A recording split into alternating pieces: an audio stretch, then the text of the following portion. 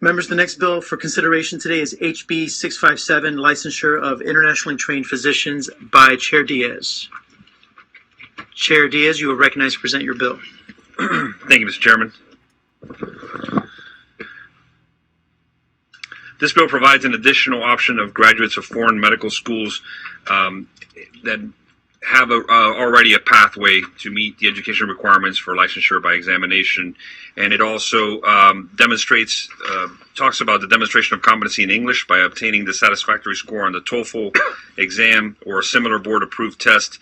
Basically, what we're doing, members, is creating a pathway to try to help foreign-trained doctors that have a plethora of experience in trying to address the shortage of physicians we have here in the state of Florida. Now, I will say that this is a bill that is a perfect example of a work in progress. The language that we had at the last moment before the filing deadline was not to our satisfaction, but the filing deadline was there. So we're trying to get this bill in a better posture. So I will say to you that it is a work in progress completely. And I know we have two doctors on this panel. So that's the bill, Mr. Chair. Thank you, Chair Diaz. Members, we have an amendment to this bill. Chair Diaz, would you like to explain your amendment? Thank you. And the amendment changes the definition of the agencies that are recognized, that recognize the foreign medical schools to be part of the program that's in the bill. It also changes the residency requirement for the specialty fellowship from to 2 years. Any questions on the amendment, members? Any public testimony on the amendment? Is there any debate on the amendment? Would you like to close on your amendment? Waive. Chair Diaz? Without objection, show the amendment adopted. Without objection. All right, are there any questions on the bill as amended? Representative Stevenson? Thank you, Chair Placencia. Chair Diaz, do the foreign medical schools have the same kind of training as American medical schools do, with the same training requirements in advance? Thank you, Mr. Chair. I would say that if you're speaking broadly about foreign medical schools, there are some variations because there were so many that we're talking about. What we're trying to do here, and that's why I say it's a work in progress, is to try to narrow that scope and see how we can funnel and use the expertise that these doctors, which are licensed in other countries and are practicing for 10 years, to be able to narrow that scope and figure out a way to give them a pathway to fill some of these needs that we have here in the state of Florida. And one of those pathways is included in that 2-year residency, where they would be filling some of our needs, working under the supervision of a doctor doing the residency. So there is some variations, and I'm sure that I can't name them all because of all the medical schools there are. I can get some information on it, but anecdotally, I have a family member who is a doctor who cannot practice when he goes to other countries. In the discussion was explicit that our requirements are higher, but because we don't recognize their physicians, they're trained at more like a PA would be, physician's assistants would be in this country, that there was no reciprocity. And so it's of interest to me, the level of training, because when people in this country go, they have a certain expectation. So I'd be very interested in that. Thank you. I'll try to answer that question, Mr. Chair. So I would say that's why, again, it's a work in progress. And I think where we would have to get with this would be to try to narrow it to a place where we would be comfortable with saying what countries, what institutions we would be acceptance of.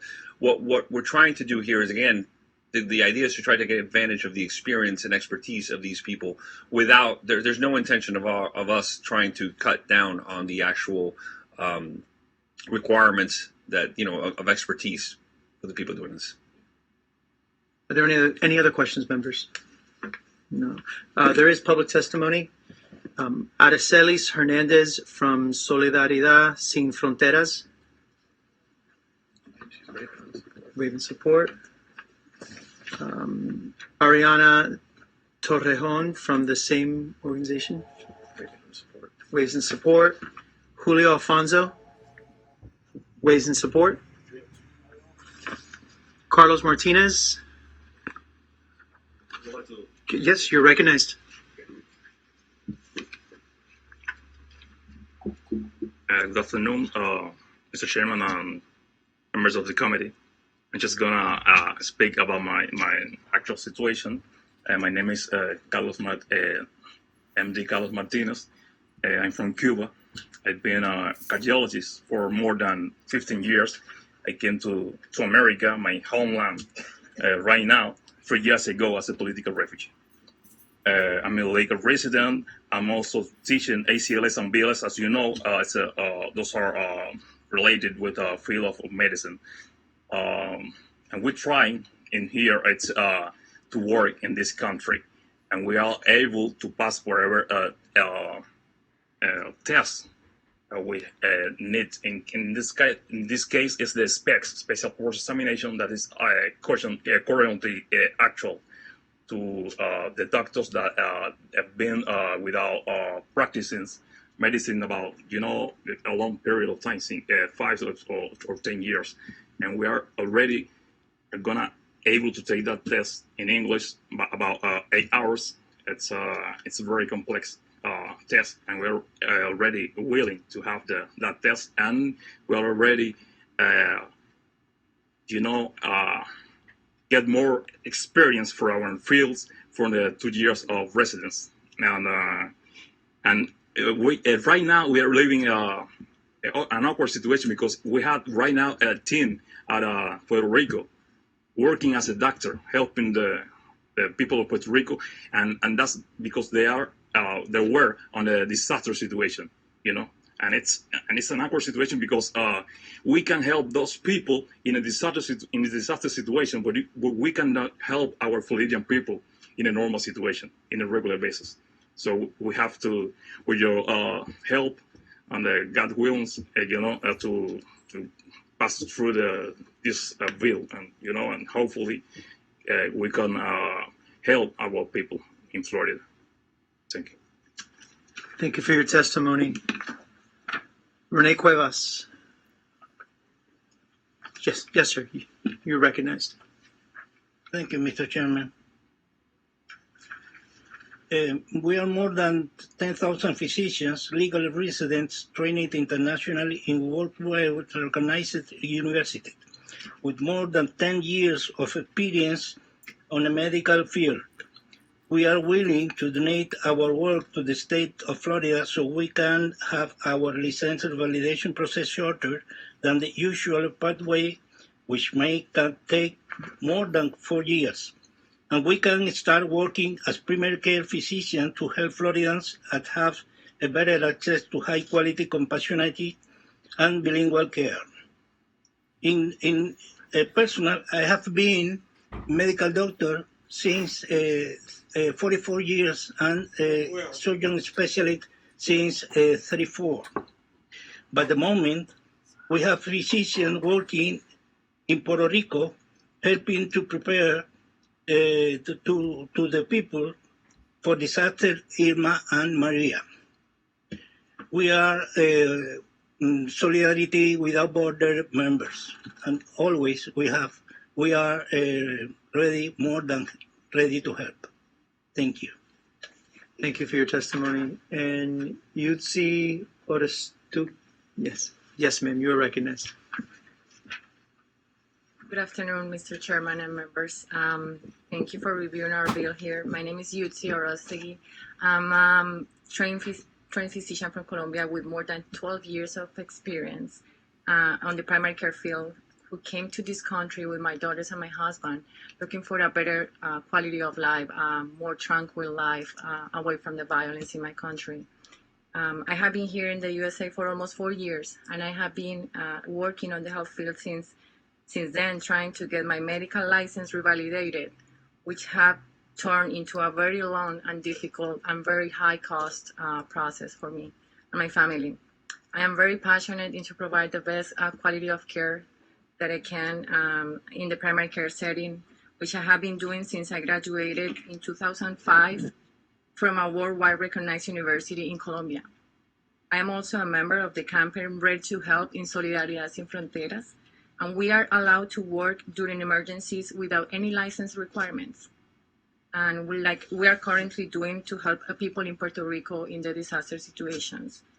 We are here in support of our House Bill 657 that provides a pathway for those of us who are legal residents and internationally trained physicians, and we are more than ready to help. Thank you so much for supporting our bill. Thank you for your testimony, ma'am. All right, members, we are on debate now. Is there anyone wishing to debate? Oh, Representative Burton, you're recognized.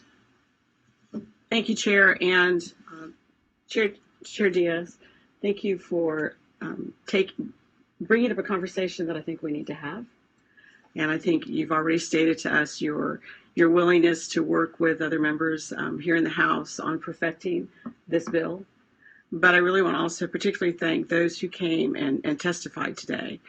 I think I certainly respect them as physicians, and I absolutely want to look as closely as we can moving forward at the possibilities of them being fully licensed to practice medicine here in the state of Florida. And I think the fact that at least those who spoke today clearly indicated to us that they are willing to do whatever it takes.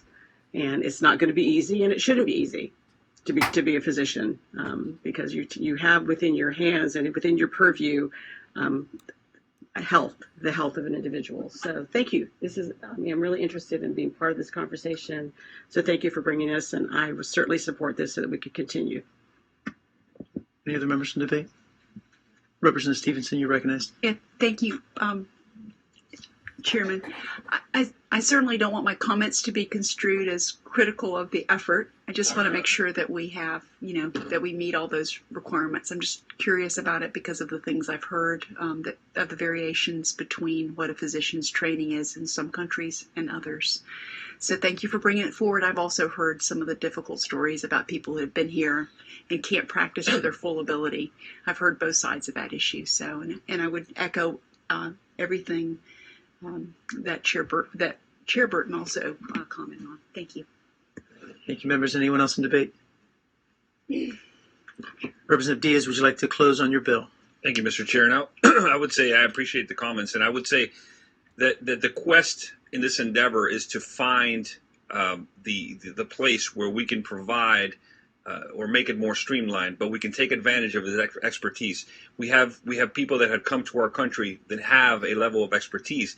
It is within our purview to figure out how, with the assistance of the experts we have on the committee here, with the associations, with all the stakeholders, to make sure that we are doing something that is going to continue to provide the safety of, at the end of the day, the patients, which is the most important thing, but also to allow us to take advantage of the expertise that comes, especially with someone who's been practicing medicine, even if it's in another country, for 10 years. So I think it's finding the happy medium. How do you extract that, take advantage of the expertise, and at the same time make everybody comfortable with the level of requirements that we have. And with that, I close, Mr.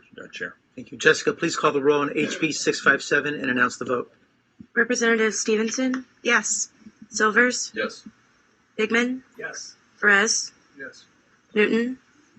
Mercado? Yes. Masulo? Yes. Mariano? Jones? Yes. Donalds? Yes. Byrd? Yes. Burton? Yes. Asencio? Chair Grant? Chair Placencia? Yes. Bill passes, Mr. Chair. Show the bill reported favorably as amended. Thank you, Mr. Chair.